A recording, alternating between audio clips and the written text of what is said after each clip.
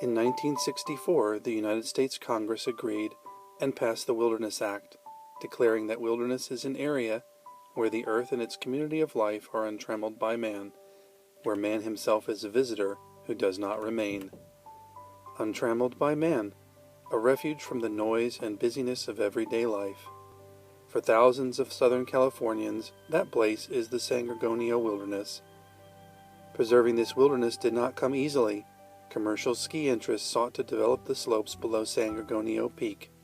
Determined conservationists organized as defenders of San Gorgonio Wilderness and successfully lobbied lawmakers to preserve it for future generations. Today, volunteers in the San Gorgonio Wilderness Association continue the work begun by defenders of San Gorgonio Wilderness.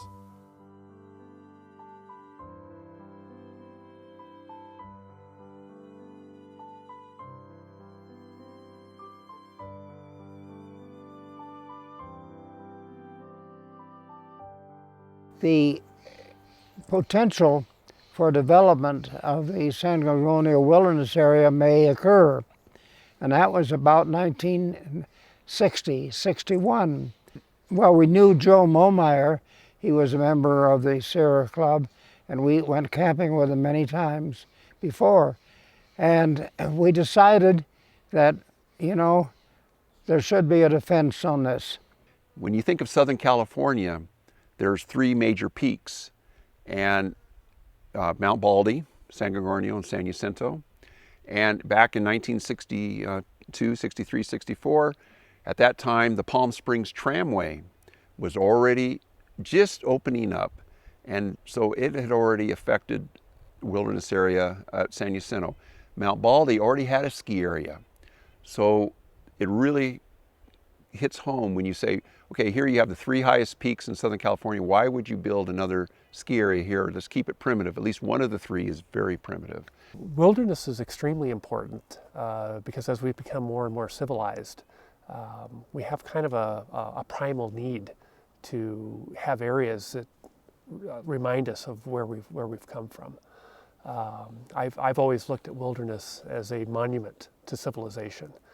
That no matter how civilized we are, there's just something that keeps drawing us back to the primitive lifestyle. The fight started really in 1962 when the San Gorgonio ski lifts became a corporation. And that's when we started a fight.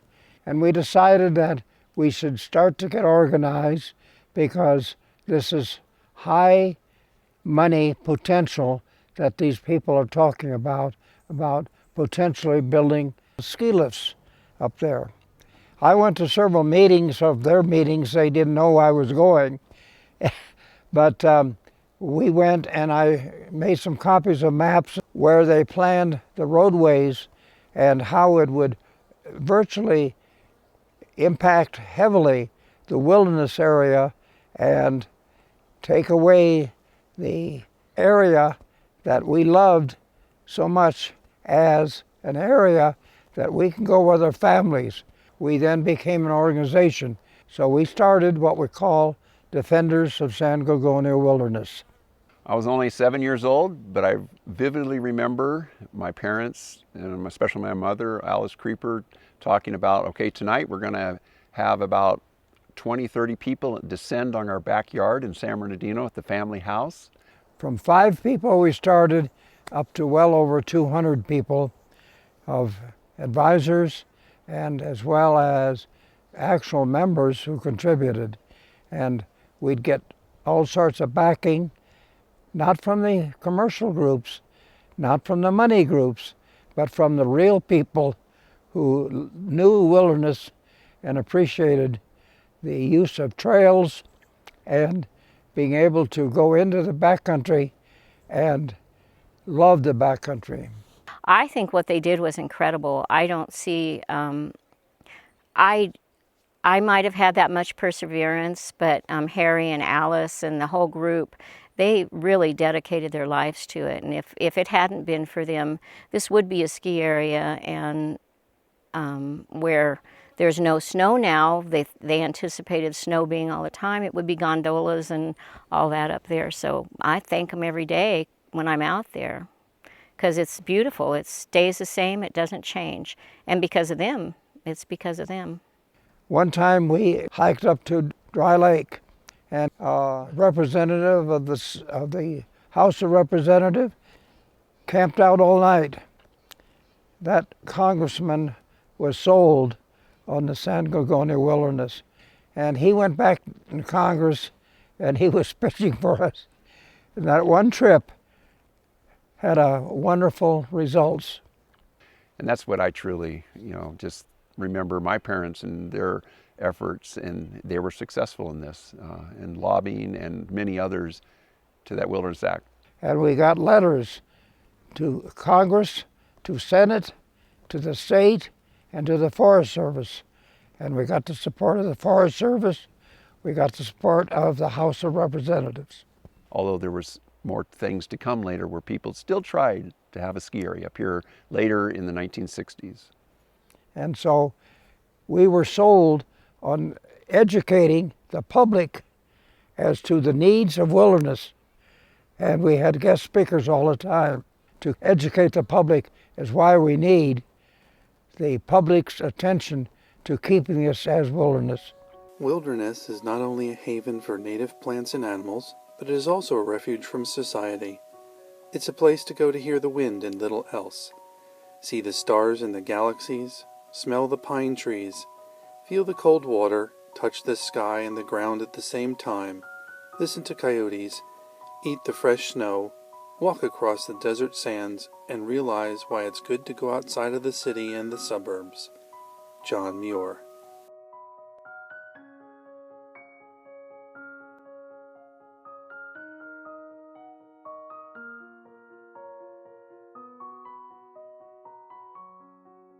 And the more we can get kids into the outdoors, the more we can build that the appreciation. It provides that basic connection to that natural world that otherwise in our concrete world and asphalt world, you get separation. And you don't want to have like nature deficit disorder. And that's why it's so important to have the children exposed to that, and also for their understanding of it, so when they grow older and become voters and belong and start working with electing their elected officials, then they make sure that their elected officials represent their thoughts of why in wilderness is so important. And we need volunteers that have that appreciation for wilderness. And one of the concerns I have is as we become more urbanized, especially in Southern California, there are fewer people that are building that appreciation as youngsters. The more we're able to get the kids involved with wilderness, the more likely we have future volunteers. It was exciting to go back to school and to visit my friends who lived right down here in San Bernardino, below San Gorgonio, and many of them didn't even know that there was this wilderness area right above them, and that it made me feel like I explored an area, and as a child you see what's something new around every bend, around every tree.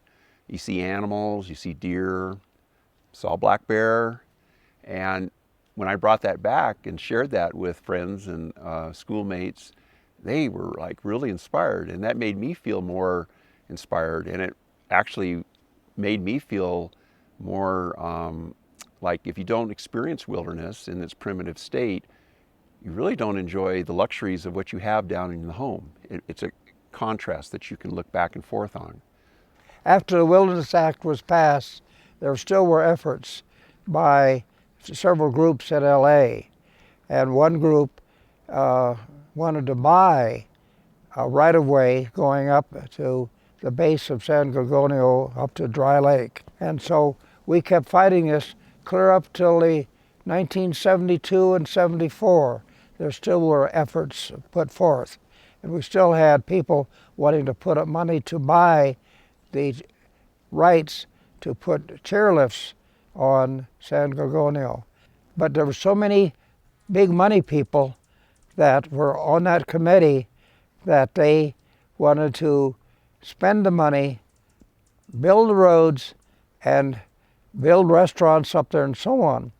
This was followed in the latter part of the 70s by a battle that I had with the Mineral King area, where Disneyland wanted to create commercial activities up there and ski lift in Mineral King.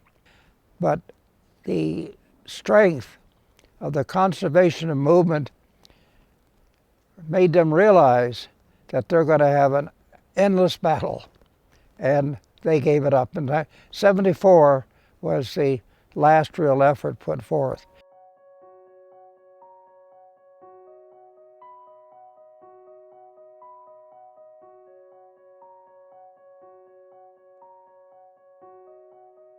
Back in the 70s, I was teaching backpacking here on San Gorgonio, and one day one of the rangers said, "The boss wants to see you." And my reaction was, "Oh my God, what have I done wrong now?" And he wanted me to be the first volunteer because there were no women in this wilderness in uniform. And he wanted a woman. I was lucky.